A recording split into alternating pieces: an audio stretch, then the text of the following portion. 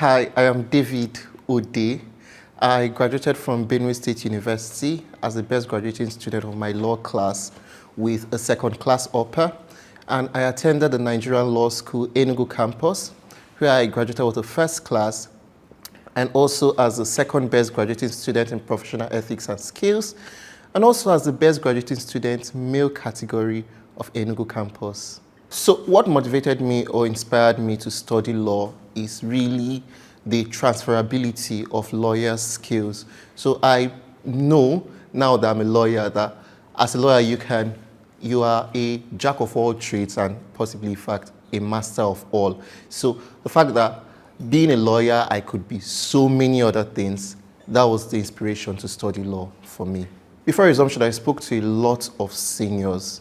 I was very anxious about law school. Anxious, excited, all mixed in one bubble. Yeah, so I spoke to seniors and asked them, oh, when I go to law school, what should I do? Should I start reading now? And seniors said, just rest, just take a chill pill. There's no need to. Law school is a lot on its own. But I got tips from them. Okay, just pray to God for a good campus. When you get to campus, look for nice roommates that you can relate with. So yeah, I spoke to seniors and alumni before resumption at law school. The fear I had before law school was just how so many persons said law school is stressful, law school is this and that. And then reality of it was that they didn't even describe it enough. Law school was worse than what I heard before entering law school. In Enugu campus, lectures started by 9 a.m. I usually woke up at probably 8:15 or on some tough days, 8:30 a.m. And that was also because I slept quite late in law school. So I'll start with lectures. I got to class like 8:45 or 8:50 in fact, and lectures would span from 9 to about 2 p.m. After lectures, I'd go straight to my bed to sleep. Rather, I'd get lunch, and immediately after lunch, I'd sleep. So lectures ended at 2 p.m. and by 3, unfailingly, I'd be on my bed. Sleep from 3 to 5. By 5, wake up, read what was taught in today's lecture. So from about 5 to 7, I'll take a look at what was taught. And then from 7, I'll now read tomorrow's topic and attempt the pre-class tasks for tomorrow. So throughout law school, I did all my pre-class tasks personally, by hand. It was a stressful process, but seniors advised that, okay, you just start, because, you would write bar finals, you won't type bar finals. So seniors advised practice your drafts by hand, answer questions by hand. So from about 7 p.m., I'd read the topic ahead of tomorrow, and then from like 10 p.m. till some days 2 a.m., 3 a.m., you see me solving pre-class tasks. Sleep at 2, 3 a.m., wake up the next day, 8 a.m., 8:30, and it continues like that. Yeah, I was part of, I'd say, 2 key study groups. One was physical on campus. I had a group of about 7, or we're altogether about 8 on campus, and would meet during weekends, practice our drafts, recite procedures, recite RPCs. That was the study group on campus. And then I was also part of a virtual study group that I founded. It comprised of students from all the 7 campuses. So we had at least 2 students from each campus. And that study group was very helpful because there were times when we had conflicts, or there were times when we weren't even so sure of what was going on in our campus. For instance, I was in Enugu campus. So on that study group, we threw a question to the people in Lagos campus, Abuja campus, what did they say in your campus? And they'll just share insights. And that study group, again, helped a lot towards bar finals because they came back to tell us, okay, we did pre-bar in our campus. They told us this, answer your questions this way. So study group, very important. But in as much as I recommend study group, I would also say do your personal studies.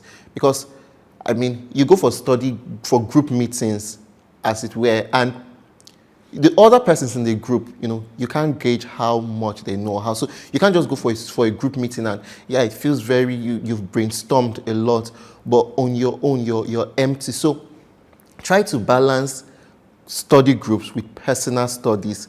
At no point my theory should your time with your study group, overlap your personal study time. I had a lot of support while in law school, and that was great because law school is more of a mental activity. So great friends, my roommates were awesome. I had excellent friends in school, my church members, my family, importantly, my family, like, they were always calling to check on me. How are you doing? Is this stuff stressful? And that helped. I didn't use textbooks in law school. I also didn't form notes. Let me clarify. I actually started trying to form notes, but I saw that it wasn't going to work. So what the study method I used was my pre-class tasks. Again, I solved my pre-class tasks each week. I started late anyways. I started from week 7. But then from week 7, I continued and I read those pre-class tasks. So my pre-class task was more or less my notebook because I'll take those answers to lectures, and during class activity, when the lecturer has corrected, said, oh, answer it this way, I'll make those notes. So that was my study method. I'd write my answers and come back, read them. Exam preparation for Bar Finals, it was dynamic for me. I kept changing. Today you'd practice this, here, this method is not effective. But again, I got some sheets. So if I study, I always have to write. So I had a lot of papers. In fact, my roommates then would consider, so you're always writing. Are you sure you don't want to be a magistrate? Why do you have so many papers on your table? So the way I approached exam preparation, again, I'd say, I was always just writing. If I read this principle, I'd put it down on paper. If I saw this draft, I'd look at the draft, memorize it, try to put it down on paper. So that was my strategy. If I felt sick during Bar Finals week, and that was because after MCQ, I came back to the hostel and I marked my MCQ.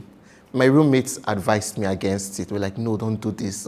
But I marked my MCQ, and when I saw this course, I was like, Bar Finals has gone, no, red scroll, no way. We wrote civil litigation, and I didn't finish.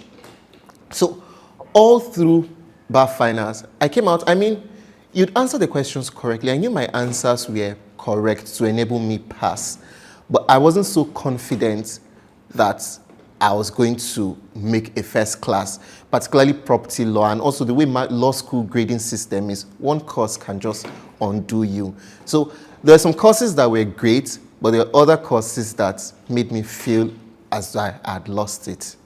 During externship, I had a reading timetable that said I should read 3 topics a day. I was not faithful to that timetable.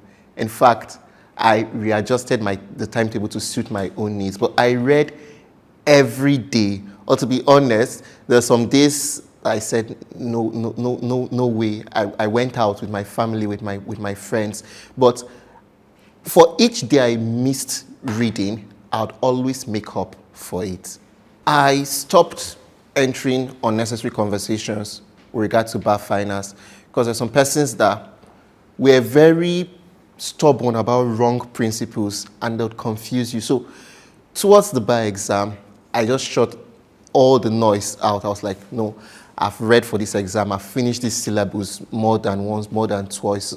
So I know what is and what is not. So what I stopped, arguments. What I doubled up was reading my pre-class tasks again, because I answered those pre-class for all 20 weeks. I answered those, so I was just reading them over and over again. The most difficult part of law school was the moment after externship for me, because after externship, we had just about 2 months to Bar Finals, and I was still goofing in my MCQs. My drafts were not perfect. I attempted past questions, and there were some past questions I would get completely off track. So I felt really inadequate. How did I overcome that? I prayed a lot in law school. I'm a Catholic. I said my rosary every day, sometimes 3 times a day. And there's just something soothing about prayer.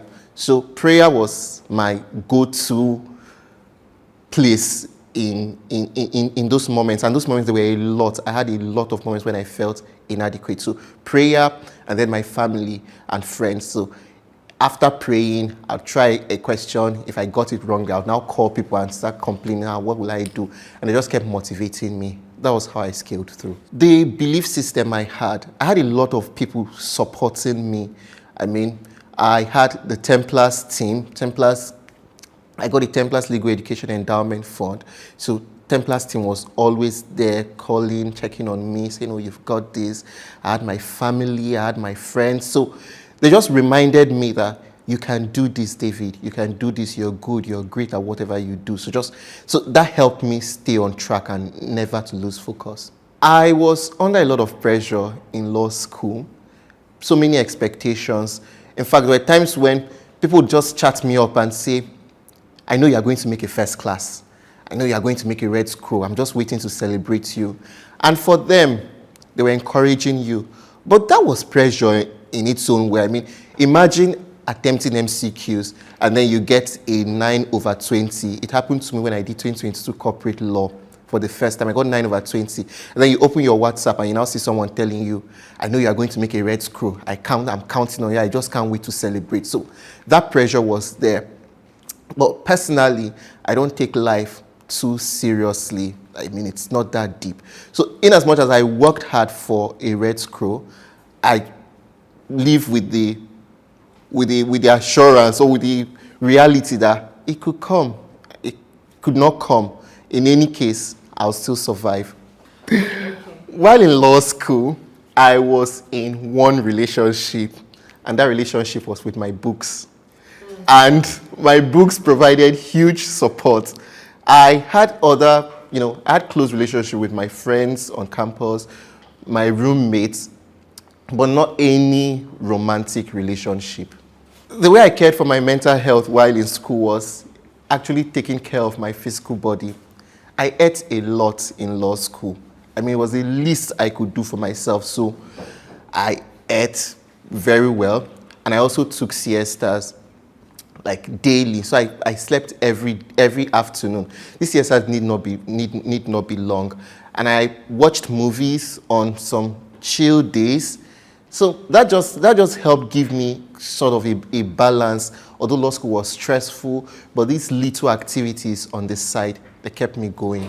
I think people already told me everything I needed to know before resuming law school. But one thing someone should have told me was that you won't get the campus you want.